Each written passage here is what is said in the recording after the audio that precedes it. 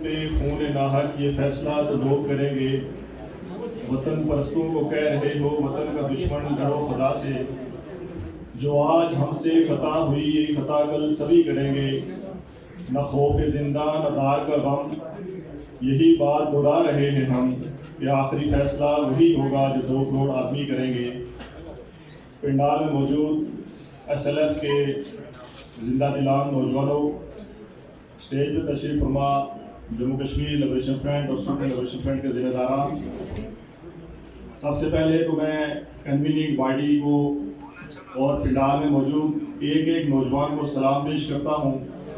کہ آپ نے اتنا اچھا پروگرام یہاں پہ ارینج کیا۔ مبارکباد اس لیے نہیں دوں گا کیونکہ قائد تحریک امان اللہ خان ہمیں کہا کرتے تھے کہ مبارکباد ہم کام پورا ہونے پہ دیتے ہیں، جب آپ فیلڈ میں یہ باور کروائیں گے، یہ ثابت کروائیں گے کہ آپ ریاست جموں کشمیر کی آزادی، مختاری اور خوشحالی کے لیے تن من دھن سے اس تحریک کو آگے لے کے چل رہے ہیں تو انشاءاللہ مبارکباد بھی دیں گے۔ دوستو، قائد تحریک امان اللہ خان نے SLF کی بنیاد 17 اپریل 1987 کو کراچی میں رکھی۔ اس کا مقصد یہ تھا کہ ریاست جموں کشمیر کے طلباء کے اندر ایک شعور بیدار کیا جائے، ان میں یہ شعور بیدار کیا جائے کہ ریاست جموں کشمیر پاکستان اور بھارت کے قبضہ میں ہے اور اس سے ہم نے آزادی حاصل کرنی ہے۔ اور SLF قائد تحریک لاسٹ ٹائم ہم سے یہ کہا کرتے تھے کہ اب اگر میں مرا تو میں ایک مدفین موت مروں گا، کیونکہ میں یہ سمجھتا ہوں کہ میرے بیٹے، وہ ہمیشہ SLF کو یہ کہا کرتے تھے، وہ ہمیشہ یہ کہا کرتے تھے ہمیں کہ مجھے لوگ کہتے ہیں کہ امان اللہ خان کا اپنا کوئی بیٹا نہیں ہے، تو میں ان سے یہ کہتا ہوں کہ یہ SLF ہی میرے بیٹے ہیں، اور جس شخص کے اتنے بیٹے ہوں وہ کیسے اپنے آپ کو تنہا محسوس کرے گا۔ اور SLF نے اپنی mother organisation Jammu Kashmir liberation front کے شانہ بشانہ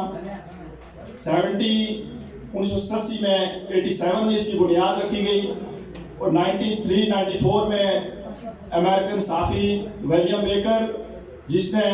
ویلی آف ڈیتھ کشمیر پہ ایک کتاب بھی لکھی، جو ڈیتھ آف ویلی، اور وہ کشمیر کا دورہ کرتا ہے، اس اپنی کتاب میں وہ یہ لکھتا ہے کہ میں نے کشمیر کے اندر بھارت آرمی کو، انڈین آرمی کو سب سے زیادہ جو نظامت پائی وہ جموں کشمیر لبریشن فرنٹ کا اسٹوڈنٹ لبریشن فرنٹ تھا، اور اس نے 7 سال کے عرصے میں اپنی مدر آرگنائزیشن کے شانہ بشانہ قربانیوں کا ایک لازوال سلسلہ وہاں پہ جاری رکھا۔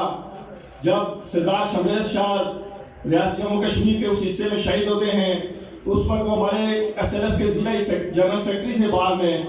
جاوید چودھری شہید ہوئے، وہ اس وقت SLF کے ایک اہم عہدے پہ تھے۔ اسی طرح بے شمار ایسے نوجوان ہیں، ایک لمبی فہرست ہے جنہوں نے اس جھنڈے تلے ریاست جموں کشمیر کی آزادی، خود مختاری اور خوشحالی کے لیے اپنی جانوں کا نذرانہ پیش کیا، اور میں یہ سمجھتا ہوں کہ آپ کو یہ اعزاز حاصل ہے کہ آپ کی اس آبیاری میں ریاست جموں کشمیر کے ٹاپ کی لیڈرشپ، جس میں اشفاق مجید وانی، جنرل بشارت رضا، عبداللہ گرو اور اس جیسے ہزاروں نوجوانوں کا لو شامل ہے، جو آپ کی یہ SLF کی جو آبیاری کی گئی۔ تو میں یہ کہنا چاہوں گا آج کے اس پروگرام کی وساطت سے کہ ہمیں اپنی صفوں میں اطاعت پیدا کر کے، اپنی صفوں میں اطاعت پیدا کر کے ثابت قدمی کے ساتھ آگے بڑھنا ہوگا۔ ہمارے اندر یہاں پہ انتشاری قوتوں کو داخل کیا گیا، ہر دور میں داخل کیا گیا، جس سے ہماری تحریک کو نقصان ہوا۔ اور بہت سارے دوست یہ بھی سوال کرتے ہیں، جیسے میرے پیشرو مقرر نے بھی یہاں پہ کہا کہ بہت سارے دوست ہم سے یہ سوال کرتے ہیں، اتنا عرصہ ہو گیا JKLF آزادی نہیں دلا سکا۔ 77 میں JKLF کی بنیاد رکھی گئی، وہاں سے لے کے یہاں تک دیکھ لیں JKLF نے بے شمار قربانیاں دی۔ وہ JKLF ہی تھا جس نے 88 میں سری نگر کے اندر مسلح تحریک کا آغاز کیا، اور بہت تھوڑے عرصے میں ریاست جموں کشمیر کا جو مسئلہ اقوام متحدہ کی ردی کی ٹوکری میں پڑا ہوا تھا، اس کو اٹھا کے فلیش پوائنٹ بنایا۔ آپ ہی کے پلیٹ فارم سے قائد تحریک امان اللہ خان کی اس قیادت میں اس دور میں نوجوانوں نے انڈین طیارے ہائی جیک کیے،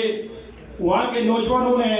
وہاں پہ بھارتی سفارتکاروں کو اغوا کیا، وہاں کے نوجوانوں نے وہاں کے جو وزیر تھے ان کی بیٹیوں کو اغوا کیا، مجاہدین کی رہائی کروائی۔ جو آج ہمارے جیل میں پہ جو کیس چل رہے ہیں، یہ وہی کیس ہیں کہ اس وقت کے جو یہ فریڈم فائٹر تھے، انہوں نے اس تحریک کو عروج پہ لے جانے کے لیے اپنی جان کی پرواہ نہیں کی، اور دامے دل میں اور سکھ نے اس فیلڈ کے اندر موجود رہے، جس کا آج میں اور آپ برملا یہ اظہار کر رہے ہیں۔ ہم ایک آزادی کے ساتھ یہاں پہ آزادی کا نعرہ لگا رہے ہیں۔ یہ اتنا آسان نہیں تھا یہاں تک پہنچنے کے لیے، جیسے اسلم کشمیری صاحب نے یہاں پہ کہا۔ اور یہ بیٹھے ہوئے ہیں، جو ان کا دور تھا بڑا مشکل دور تھا، اس پر یہاں پہ خود مختار کشمیر کا نعرہ لگانا بڑا جرم سمجھا جاتا تھا، کیونکہ اس وقت بھی یہاں پہ پاکستان نے اپنے پالتو جو یہاں پہ پال کے رکھے ہوئے ہیں وہ ان کو تنخواہ دیتے تھے، اور ان کی تنخواہ کو بڑا خطرہ تھا کہ اگر کشمیر خود مختار ہو گیا تو ہماری یہ روزی روٹی کا جو سوال ہے یہ بند ہو جائے گا۔ آپ دیکھیے اگر ان کی تنخواہ کا مسئلہ نہیں ہے تو پھر 4000 مربع میل میں اتنی بڑی وزراء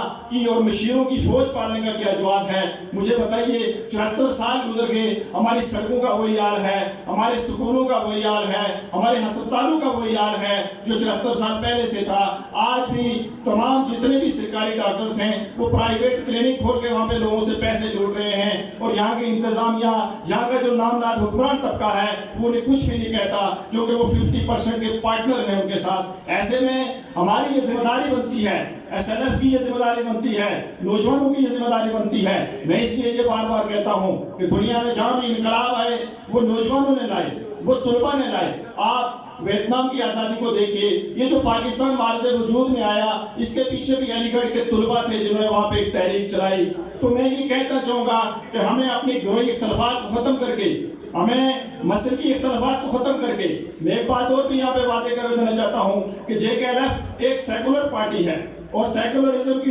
ڈیفینیشن یہی ہے کہ ریاست سب کی اور مذہب اپنا اپنا۔ ہماری اس تحریک میں پنڈت بھی ہے، سکھ بھی ہے، عیسائی بھی ہے، ہندو بھی ہے، تو اس میں مسلکی یا یہ مذہبی کوئی جنگ ہمارے نزدیک نہیں ہے، اور نہ ہی ریاست جموں کشمیر کا جو مسئلہ ہے یہ پاکستان اور بھارت کے درمیان کوئی مذہبی مسئلہ ہے، اور نہ ہی یہ کوئی ان کا زمین کا مسئلہ ہے۔ یہ یہاں کے اس میں بسنے والے 2 کروڑ سے زائد انسانوں کی زندگی کا مسئلہ ہے۔ اور ہم یہ سمجھتے ہیں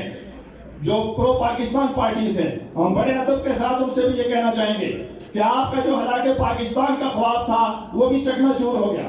مسلم کانفرنس ایک ریاستی جماعت تھی، اس کو بھی انہوں نے ختم کیا، اور یہاں پہ ایک مربع سا بنا کے پیش کیا، پی ٹی آئی کی شکل میں، نون لیگ کی شکل میں، کاف میں، پتہ نہیں کتنی پارٹیاں یہاں پہ آ گئی۔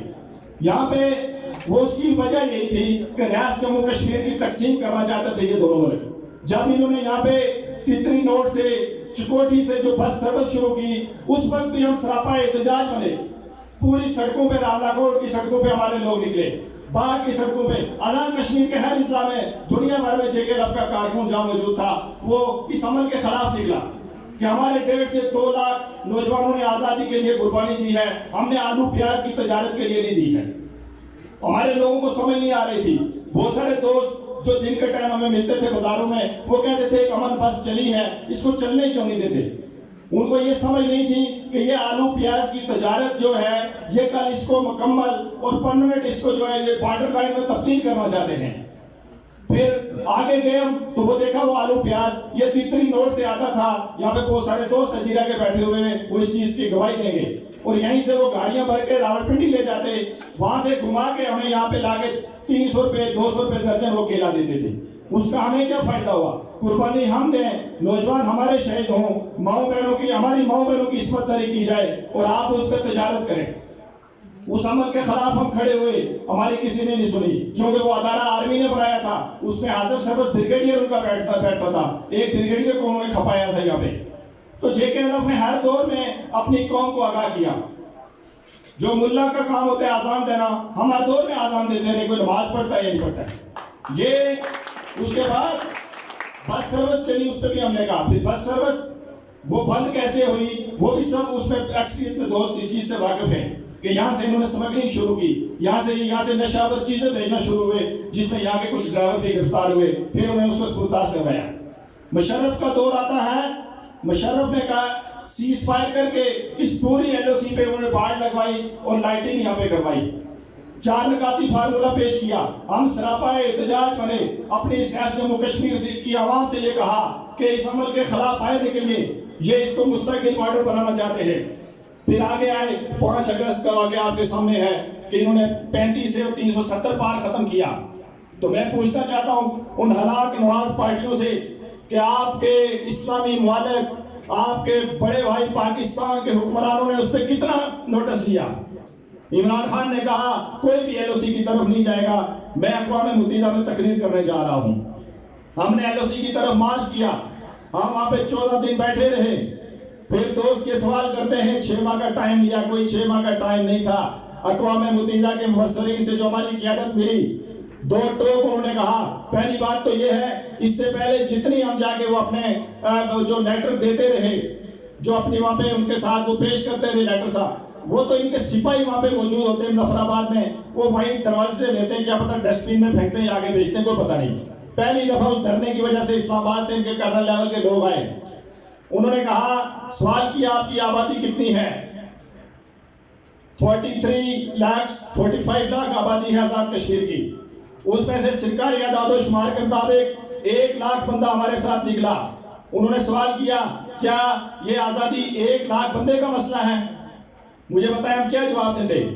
انہوں نے کہا پاکستان اور بھارت دونوں اقوام متحدہ کے ممبر ہیں، ہم اتنے کم لوگوں پہ ان دونوں کو ناراض نہیں کر سکتے۔ جس دن 7 سے 8 لاکھ بندہ آپ کا لسی کی طرف مارچ کرے گا، ہم ان دونوں سے کہیں گے کہ اپنی فوجیں یہاں سے نکالیں۔ تو میں آپ دوستوں سے یہ کہنا چاہوں گا، ہم اس عمل کو 22 جولائی کو دوبارہ دہرا رہے ہیں۔ آپ عوام میں جائیں، آپ اپنے محلوں میں جائیں، گاؤں میں جائیں، اسکولوں میں جائیں، کالجز میں جائیں، لوگوں کے آگے یہ بات رکھیں کہ اپنی آزادی کے لیے نکلیں، اپنی آزادی کے لیے نکلیں۔ یہ کوئی اکیلا JKLF کا مسئلہ نہیں ہے، آزادی یہ پوری قوم کا مسئلہ ہے۔ اور ہمارے جتنے بھی جہاں پہ مسائل ہیں، اس مسائل کا حل آزادی کے ساتھ جڑا ہے۔ جب ہم آزاد ہوں گے، خود مختار ہوں گے، خوشحال ہوں گے، تو انٹرنیشنل جتنی بھی کمپنیز ہیں جو دوسرے ملک ہیں، وہ ڈائریکٹ یہاں پہ سرمایہ کاری کریں گے، جس سے ہماری عوام خوشحال ہوگی۔ 2005 میں یہاں پہ زلزلہ آیا، جتنی لوٹ مار اس زلزلے کے نام پہ پاکستان کے حکمران طبقات نے کی اور یہاں کی آرمی نے کی، تاریخ ساز یہاں پہ کرپشن کی گئی۔ مجھے بتائیے یہ جو ووٹ لے کے آپ سے اسلام ناد اسلامی میں بیٹھے ہیں، انہوں نے اس پہ کیا نوٹس لیا؟ جہاں کے وزراء یہ کہتے تھے، یہاں کا ڈی سی، ہم کتنی دفعہ اپنے اضلاع کے ڈی سی کے پاس گئے، اس نے کہا ہم بے بس ہیں، ہمارے نام پہ اربوں خربوں ڈالر کی کانفرنسیں کروائی گئی، وہ سارا پیسہ اس سے ان کے آرمی کی بیرکیں بنی۔ پورے اس AJK کے اندر دیکھیں کتنی خوبصورت بیرکیں انہوں نے بنائی ہیں۔ 1.5 لاکھ روپیہ مجھے اور آپ کو دیا گیا، میرے بچوں کی جو شہادتیں ہوئی، اس شہادت کے عوض میں 1.5 لاکھ روپیہ مجھے اور آپ کو دیا گیا، جس سے ایک اچھا کچن بھی نہیں بنتا۔ مجھے بتائیے اس سے بدترین غلامی اور کیا ہوگی؟ ہمیں ایک نعرہ سکھایا گیا یہاں پہ، ہندوستان وہاں پہ ظلم کر رہا ہے، پاکستان ہمارا بڑا بھائی ہے۔ اور جب ہم یہ بات کرتے ہیں کہ وہاں کے بھی وہ دیکھ لیں کہ کتنی ترقی ہے اور یہاں بھی دیکھ لیں، تو ان کے پاس آسان سا لفظ ہے، یہ جس کو چاہیں غدار کا نام لگا کے اس کو گولی مار دیں، یہ سیدھا سیدھا کہیں گے یہ راہ کے ایجنٹ ہیں۔ ہم مقبول بٹ شہید کے سپاہی ہیں، جیسے مقبول بٹ نے بانگے دل کہا تھا کہ میں نہ بھارت کا ایجنٹ ہوں نہ پاکستان کا ایجنٹ ہوں، میں کشمیری قوم کا ایجنٹ ہوں۔ ہم بھی بانگے دل یہی کہتے ہیں ہم کشمیری قوم کے ایجنٹ ہیں۔ اب تمہاری یہ بدماشی نہیں چلے گی، اب دنیا ایک گلوبل ولیج بن چکی ہے، اب تمہارے کرتوت پوری دنیا کے سامنے ہیں۔